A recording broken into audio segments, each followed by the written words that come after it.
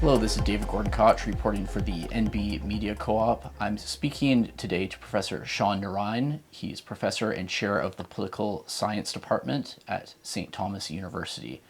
Thank you for joining us today, Professor Narine. Oh, I'm happy to be asked. So you were part of a panel discussion about Palestine, which took place at the University of New Brunswick on April 3rd.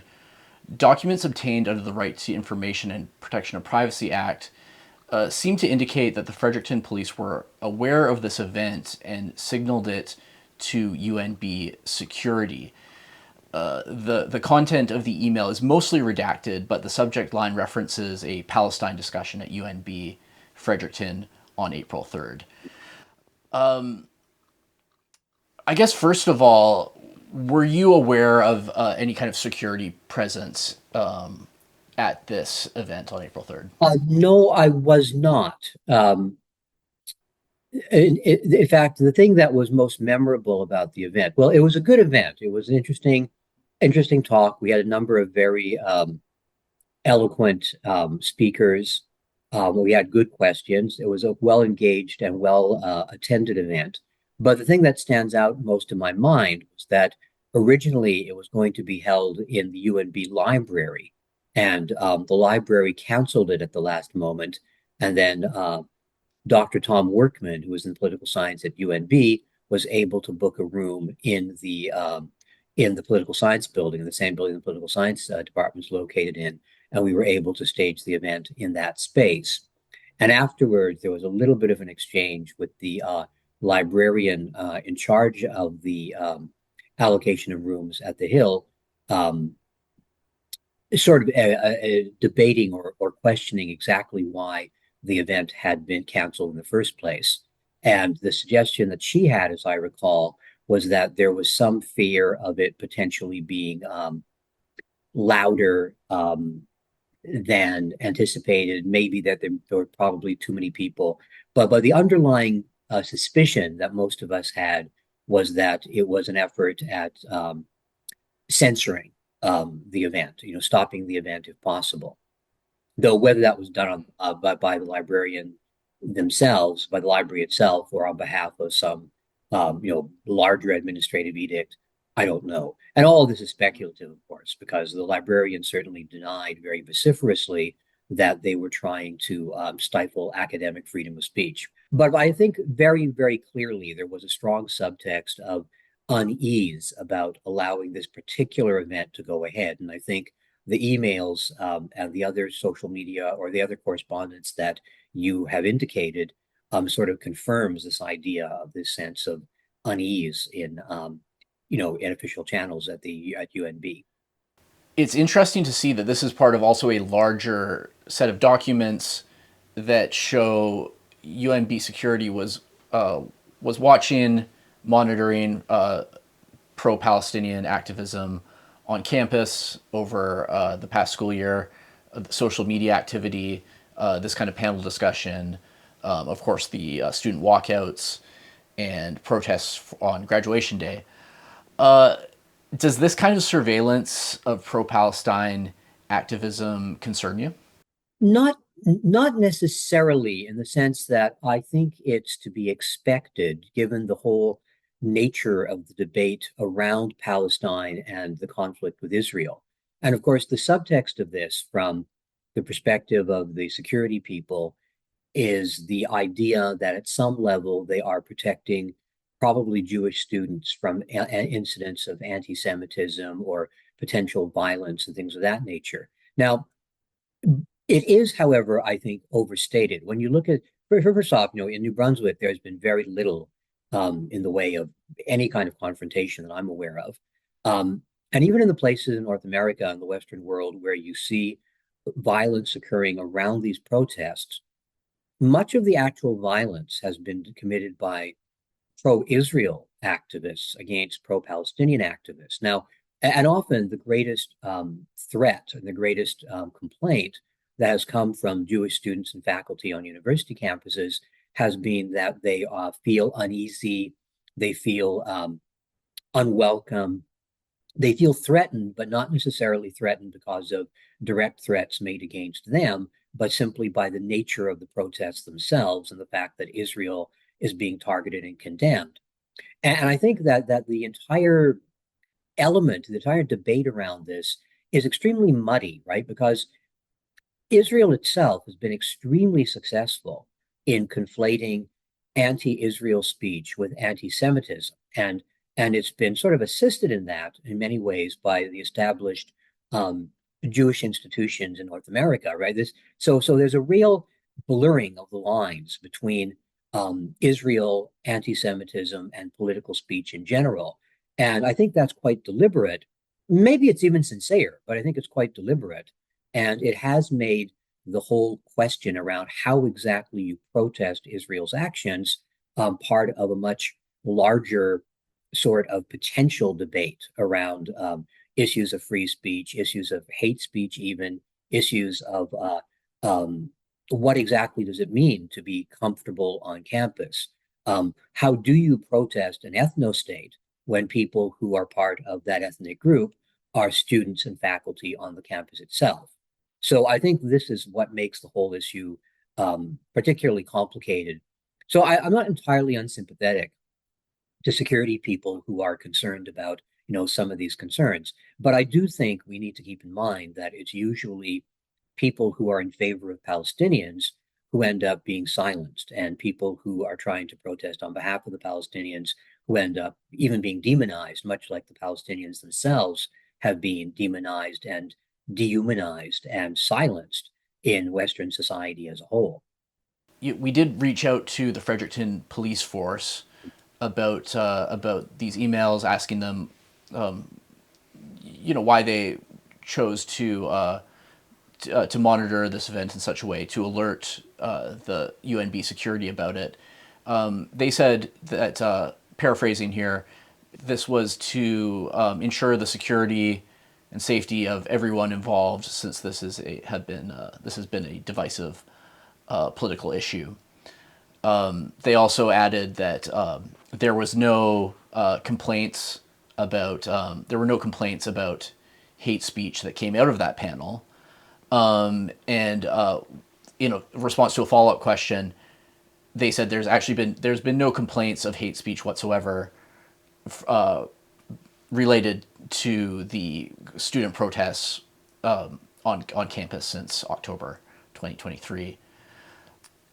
One of the things, as you say, is there's this blurriness, and I think that is shown in particular with the attention, the preoccupation that UNB security had about this phrase, "From the river to the sea, Palestine will be free," which is a slogan that you can see came up again and again in these emails. That security was watching and trying to determine who was saying this. They actively tried to discourage students from using the slogan. So could you comment on that? In particular, this preoccupation with this slogan. Of course, the meaning of which is very contested, isn't it? Yeah, I looked at the email that the head of UNB security sent, where he was particularly referencing that phrase. And unfortunately, I didn't have time to follow up the link that he'd sent, which was to a particular link that was put out by the Anti-Defamation League. That I gather from the context of what he said in the email, the link described this particular phrase as something that had a history that was specifically connected to the idea of committing genocide against the Jewish people in Israel. Um, so I think that there's room for contestation about the meaning of the phrase, and if there is truly a history, that's linked to a particular set of events that have that connotation, then perhaps there's room to have a debate about what exactly the phrase means. There are a couple of problems, though, I think. First off, the Anti-Defamation League is hardly a reliable source. It is, I think, quite well recognized at this point as a major political actor, as a propagandist for an Israel position. It's so unreliable that the editors of Wikipedia have decided that it can no longer be used as a source on their website. And Wikipedia isn't exactly known for being completely and totally 100% accurate either. So I think when Wikipedia is condemning you, you've got a little bit of a problem. But there are a lot of problems with deciding what people's phrases mean. I think at the very least, you have to have a discussion about this. You've got to be very careful about simply saying the phrase means this, and we are going to ban it. We are going to utilize it as a form of hate speech. At the very least, if you're going to do that, then this is something that needs to be tested in a court of law. As you were mentioning earlier, Canada has hate speech laws. If somebody using this phrase is being accused of hate speech, then, you know, take it to court, charge them, take it to court. Let's see if, in fact, the courts have decided that this phrase, which on the surface can have multiple meanings, including quite innocuous and even very positive meanings, is in fact such a particularly horrendous combination of words that it needs to be banned from public expression in Canada. I'm not paranoid about these things, but if I were a police officer, if I were a security officer, I think it would be probably unwise to pretend or to totally ignore the possibility that there might be some kind of violent or problematic exchanges going on at an event that involves the Middle East, involves Israel Palestine, particularly in a moment when so much violence, horrendous violence, is happening in the region. And so I think, the emotions running high, the fact that there have been events of incidents of violence, incidents of exchanges that are problematic. Yeah, I think it's perfectly reasonable for both UNB security and even Fredericton police to be concerned. I do think that the sort of subtext to the emails that you sent me, the concern seems to be. I mean, maybe I'm reading something into this, but the concern to me um, might be a little bit more pronounced towards the idea that the people protesting on behalf of Palestine are the problem, as opposed to simply people who are protesting because they see something terrible that they object to. Um, Now, again, I think that that's something that I have to be careful about because that was sort of my interpretation of reading the emails, and I don't think that was explicitly said.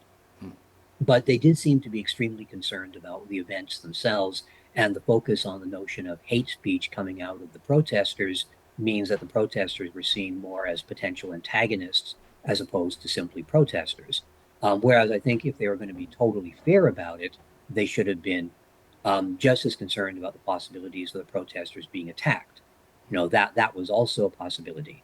And as you were pointing out, the hate speech and the incidence of hate speech and violence against different religious groups runs in all directions, right? There might be an increase in anti-Semitic hate crimes. There's certainly been an increase in anti-Muslim hate crimes as well. And so again, being in a multicultural, diverse society dealing with a particularly volatile subject, I think it's incumbent on the police and security services in general to be extremely sensitive to both sides, to not take sides and not even create the impression that they're taking sides. Now, in this instance, I don't think, when I was reading the emails, other than the comment that the head of security at UNB made about the phrase from the river to the sea, I wasn't overly concerned at anything they said. It seemed to me that they were taking what were generally reasonable precautions. Um, Bearing in mind, I think there's probably a greater sensitivity in a place like Fredericton to the possibilities of anti-Semitic speech and anti-Semitic actions than there is sensitivity to anti-Muslim speech and anti-Muslim actions. One of the things that I thought was particularly interesting, we also asked UNB for copies of any complaints because complaints were frequently cited in the emails from the director of security that they had complaints about people feeling unsafe and so on and so forth. When we made a request through the RTIPA for copies of complaints and anything related to it, nothing was turned up. The request was rejected because there were no records. A search was done of security and traffic, and there were no formal complaints on file. Now we know that some people are obviously unhappy with these protests. It seems that there were complaints, at least informally, but that does raise some questions, such as if these were serious enough concerns, complaints to warrant the attention of law enforcement, why weren't they serious enough to document or go through some kind of a formal process? Just any comment on that briefly? No, I agree. I mean, I think before the police get deeply involved in something of this sort, because um, the implicit element to this whole thing is there is a subtext which says there's a effort to, if not exactly silence pro-Palestinian protesters, then certainly treat them as a potential threat. Treat them in a somewhat hostile way. Before you go down that route, I think you should basically have your I's dotted and your T's crossed. If somebody's going to complain to you, you should make it formal. You should make it something that actually initiates a process that you're actually going to be concerned about, that you're actually going to be following up on. If it can be done informally, um, that then raises questions like, who is it that made these complaints? Why are they so powerful? Why is it that their concerns are so great that the police and the UNB security people are willing to look into it, to take it so seriously, even to the extent possibly of stifling the freedom of speech of others, just to make somebody else feel comfortable. And of course, this whole issue about being comfortable. Now, I don't want to minimize the fact that obviously, in the Western world, there is a long and extremely dismal history of anti-Semitism. Mm-hmm. And so I can appreciate that Jewish people may feel threatened by what's going on with the anti-Israeli protests. Um, so yes, I think there needs to be a certain level of sensitivity to that. At the same time, being sensitive does not mean stifling other people's freedom of speech. And it also doesn't mean that you can actually, um, there are reasons why these protests are happening. There are logical and quite reasonable grounds on which for people to be angry at Israel and upset and concerned and protesting. And so I think that reality has to be taken into account as well. So while I think, given culture and history, it's important to be sensitive to concerns about anti-Semitism, it's also important to be aware of the fact that Canada is changing. Canada is becoming a more complex and diverse society. There are people in this country who have views that, frankly, I have views on the Palestinian-Israeli conflict. I'm neither Arab nor Palestinian nor Muslim nor anything else. I'm simply an ordinary Canadian who's followed this and is outraged by what Israel is doing. And so I think you have to be very, very careful about potentially undermining one of the fundamental virtues of a democracy, which is freedom of speech and freedom of political expression, and particularly freedom of protest in circumstances which, in this instance, I say, if this doesn't merit protest, nothing does. So I think weighing these two things off against each other requires an equal level of sensitivity on both sides. You can't just seem to be leaning more towards one particular side than the other. Right now, I think most experts who study genocide have agreed that what is happening in Gaza at this moment is a full-on genocide. It meets every single standard of that particular legal definition. I've been speaking to Professor Sean Narine, professor and chair of political science at St. Thomas University. Thanks so much for joining the NB Media Co-op. Well, thank you very much for having me.